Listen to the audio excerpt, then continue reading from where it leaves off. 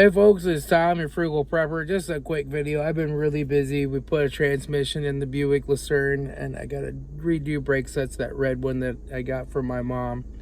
But I just want to talk a little bit about vitamin D.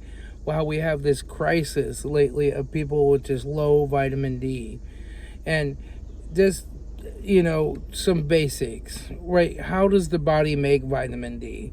Well, doctors will tell you it's because you have lots of sunlight. You have to be in the sun, But what is the base molecule for making vitamin D from the sun? It's cholesterol.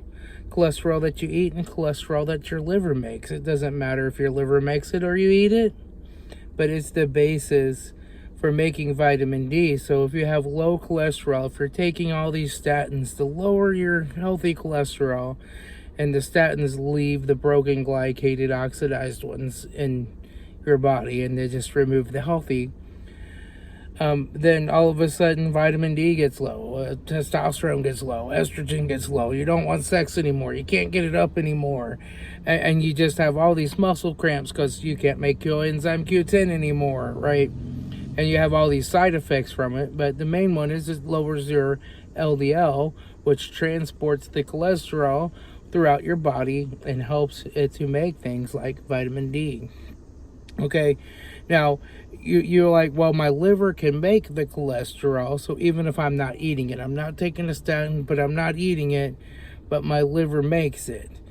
Well, yes, it makes it, but it doesn't make it when it's in constant fat storage mode and the insulin's always high. So if you're eating lots of Fruit Loops and Lucky Charms and Cocoa Puffs and Twinkies and Little Debbie snack cakes and pizza and potato chips, and you're eating that kind of crap all the time, and you never go into ketosis, fat burning mode, you don't make as much cholesterol.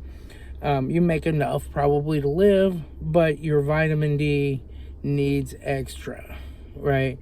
It needs that cholesterol to make the vitamin D. I had a vitamin D reading in the 130s, which is supposedly way too high compared to my doctor, and he said, quit taking all of the vitamin D supplements. And I'm like, I'm not on any vitamin D supplements. And so he said, well, are you still taking this cod liver oil? Like, yeah, you told me to take that. Like, well, quit taking that because that's got vitamin D in it and it's way too high. And so I quit taking it. And then I went back and it was like 2 points higher. So, yes, I have really high vitamin D, but guess what? I don't get sick anymore. I don't catch colds. If I do, maybe I think catch a cold, I just get a stuffy nose for a day. And in a day or two, it's completely gone and healed. I don't have to take Tylenol and all these Advils and cold medicines and NyQuils. I don't need any of that crap. I just get over it. And I heal up and I'm fine. And I can still go to work when I have a little stuffy nose, right? So, vitamin D, I think that's probably why it really helps your immune system.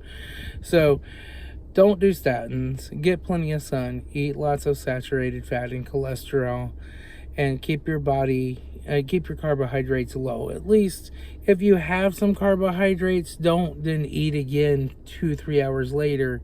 Let your body switch it back into fat burning mode because it'll want to burn the fat it just stored from the carbohydrates. If your insulin's not really high, you can switch back into ketosis very easily.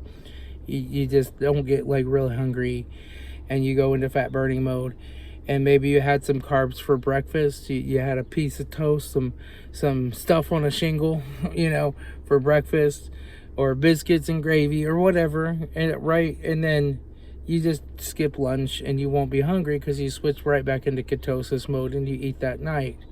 But having high insulin, ultra refined carbohydrates all the time really kills your vitamin D, your body's ability to make vitamin D.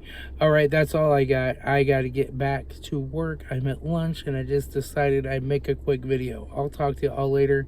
This is Tom, your Frugal Prepper.